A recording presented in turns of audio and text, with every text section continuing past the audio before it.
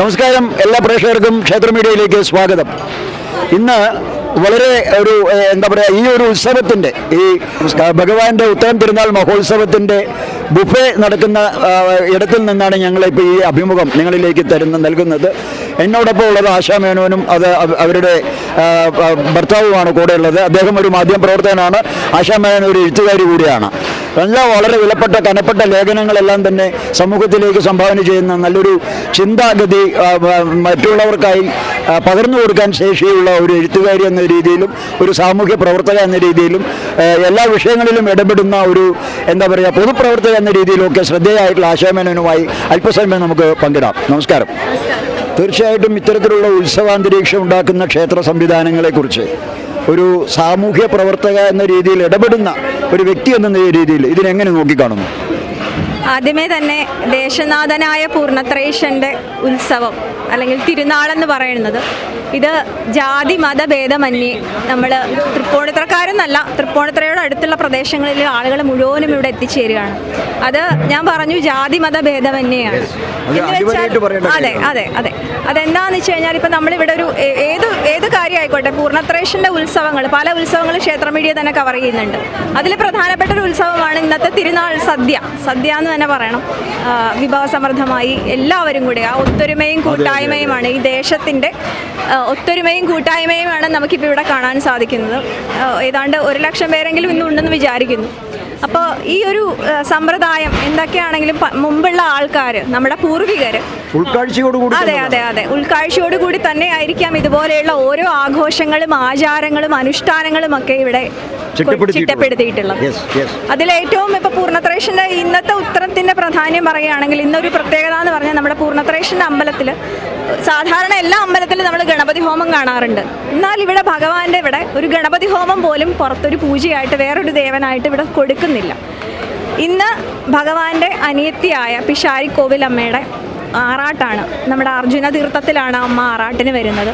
ആറാട്ട് കഴിഞ്ഞ് രണ്ടാളെയും കൂടെ ഒരുമിച്ച് മണ്ഡപത്തിലിരുത്തി പൂജിച്ച് അപ്പം കുത്തിയേറെന്ന്, വേറെ എവിടെ അത് കേട്ടിട്ടില്ല, അപ്പം കുത്തിയേറെന്ന് പറഞ്ഞൊരു ചടങ്ങ് ഇവിടെ ഉണ്ട്. കീശാന്തി സ്വാമി അപ്പം ഇങ്ങനെ എറിയാണ്. അപ്പോൾ അതിനുശേഷം രണ്ടുപേരെയും കൂടെ കൂട്ടി എഴുന്നള്ളിച്ച് ഒരു ലക്ഷ്മി നാരായണ വിളക്ക്. ഇത് കഴിഞ്ഞ് ഉപചാരം ചൊല്ലി രണ്ടുപേരും പിരിയുന്നു.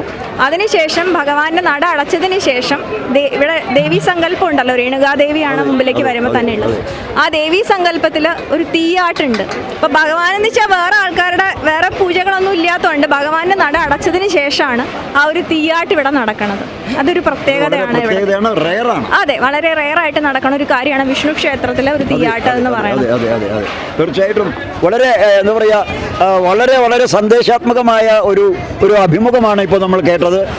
ഈ ഒരു സമൂഹപരമായിട്ടുള്ള ഒരു കെട്ടുറപ്പിന് വേണ്ടി ചിട്ടപ്പെടുത്തിയില്ല പൂർവികരാൽ ഉൾക്കാഴ്ചയോടുകൂടി വളരെയധികം എന്താ പറയുക മുൻവിധിയോടുകൂടി തന്നെ വേണമെങ്കിൽ എന്ന് പറയാം ആചാരങ്ങളെയും അനുഷ്ഠാനങ്ങളെയും ചിട്ടപ്പെടുത്തി. പ്രത്യേകിച്ച് പൂർണ്ണത്രയീശൻ്റെ ഉത്സവത്തിൻ്റെ ആചാരങ്ങളെന്ന് പറയുമ്പോൾ വളരെ വ്യത്യസ്തവും അതുപോലെ തന്നെ വേറിട്ടതുമാണ്. തീയാട്ടിനെ പോലുള്ള അപ്പം കുത്തിയേറിനെ പോലുള്ള നിരവധി ആചാരങ്ങൾ കൊണ്ട് സമ്പന്നമാണ് ഈ ഉത്സവം. അതിനെക്കുറിച്ചാണ് ആശാ മേനോൻ നമ്മളോട് സംസാരിച്ചത്. ഇനി അദ്ദേഹത്തിന് എന്താ പറയാനുള്ളതെന്ന് നോക്കാം. നമുക്ക് ഇതിനെക്കുറിച്ച് ഒരു സാമൂഹ്യ വിലയിരുത്തൽ നടത്തുന്നത് എന്ന് തോന്നുന്നു. നമസ്കാരം. ഇപ്പോൾ നമുക്കറിയാം, ഇപ്പോൾ പണ്ട് കാലങ്ങളിൽ നമ്മൾ നിലനിന്നിരുന്ന ഓരോ ആചാരങ്ങളും, ഉത്സവങ്ങളായിക്കോട്ടെ, ബാക്കിയുള്ള ആരാധനകളിലേക്ക് പെരുന്നാളുകൾ ആയിക്കോട്ടെ, എല്ലാം തന്നെ ആ ഒരു പ്രദേശത്തിലെ ആൾക്കാരുടെ കൂട്ടായ്മയും ഒത്തൊരുമയും ഉണ്ടാക്കുന്നതിന് വേണ്ടിയിട്ടാണ് അന്നൊക്കെ ആ പൂർവികർ നടത്തിയിരുന്നത്. ഇന്നിപ്പോൾ ഇല്ലാത്ത കാര്യങ്ങളും അതൊക്കെ തന്നെയാണ്. നമുക്കൊക്കെ ഇന്ന് സമൂഹത്തിൽ നടക്കുന്ന ഓരോ ചെയ്തികളും, കാരണം കുട്ടികളുടെ ആ കൂട്ടായ്മ, കുട്ടികൾക്ക് ഇന്നിപ്പോൾ പരസ്പരം അറിയാൻ കൂടിയും പറ്റാത്തൊരവസ്ഥ. എല്ലാവർക്കും ഇപ്പോൾ ഒരു സോഷ്യൽ മീഡിയയുടെയൊക്കെ അതിപ്രസരം മൂലം മൊബൈലിലൊക്കെ ആയിട്ട് നിൽക്കുന്ന ഒരു അവസ്ഥയാണ്. ഇപ്പോൾ ഇവിടെ നോക്കിയാൽ തന്നെ അറിയാം എത്രത്തോളം ചെറുപ്പക്കാരുടെ ഉണ്ടെന്ന് നമുക്ക് നോക്കിയാൽ അറിയാം. ചെറുപ്പക്കാരുടെ എണ്ണം വളരെ കുറവാണ്. പണ്ടുള്ള ഈ പറഞ്ഞ ഒരു 40 മേലുള്ള ആൾക്കാരൊക്കെ തന്നെയാണ് ഇന്നും ഇവിടെയുള്ളത്. അപ്പോൾ അതിനൊക്കെയുള്ള കൂട്ടായ്മ, ഇതിന് നമ്മൾ പ്രാധാന്യം കൊടുക്കണം. കാരണം ഇന്നുള്ള കുട്ടികൾക്ക് ഈ വഴിതെറ്റിപ്പോകാതെ, ഇന്നുള്ള പുതിയ തലമുറ വഴിതെറ്റിപ്പോകാതെ ഈ ഒരു കൂട്ടായ്മയിലേക്ക് എത്തിപ്പെടാനായിട്ട് ഇതുപോലുള്ള ആചാരങ്ങളും അനുഷ്ഠാനങ്ങളും ഉത്സവങ്ങളൊക്കെ ആഘോഷിക്കണം. അതിൻ്റെ ഒരു എന്താ പറയുക പ്രാധാന്യം എല്ലാവരും മനസ്സിലാക്കണം. അതിൻ്റെ ഒന്നുകൂടിയാണ് ഈ തൃപ്പൂണിത്തുറ അമ്പലത്തിലെ ഏത് ഉത്സവമായാലും, പൂർണ്ണത്രയീശൻ്റെ ഏത് ഉത്സവമായാലും ആ ഒരു കൂട്ടായ്മയുടെ ഒരു പ്രതീകം കൂടിയാണ്. തീർച്ചയായിട്ടും നമുക്ക് നഷ്ടപ്പെട്ടുകൊണ്ടിരിക്കുന്ന കൂട്ടായ്മയുടെയും സൗഹൃദത്തിൻ്റെയും ആണിവേരുകൾ ഒരിക്കലും അറ്റുപോകാതെ അവയെല്ലാം തന്നെ കൂട്ടിയോജിപ്പിച്ചുകൊണ്ട് വരും തലമുറകൾക്ക് ഈ ആചാരത്തിൻ്റെയും അനുഷ്ഠാനത്തിൻ്റെയും പ്രത്യേകതകൾ പറഞ്ഞ് സമൂഹത്തിൻ്റെ പ്രതിബദ്ധത ഊട്ടിയുറപ്പിച്ച് കെട്ടുറപ്പോടുകൂടി ഒരു സമൂഹ സൃഷ്ടിക്ക് വേണ്ടി ആവണം ഓരോ ആചാരങ്ങളും ഉത്സവങ്ങളും എന്ന് അടിവരയിട്ട് പറയുന്ന ഈ നിർദ്ദേശങ്ങൾ വളരെ പ്രധാനപ്പെട്ടതാണ്.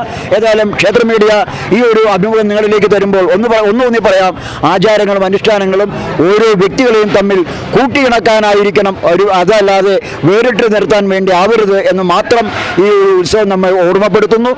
വിനോദ് ചന്ദ്രനോടൊപ്പം മാണിക്കൻ മഞ്ഞാടി, ക്ഷേത്ര മീഡിയ, തൃപ്പൂണിത്തുറ.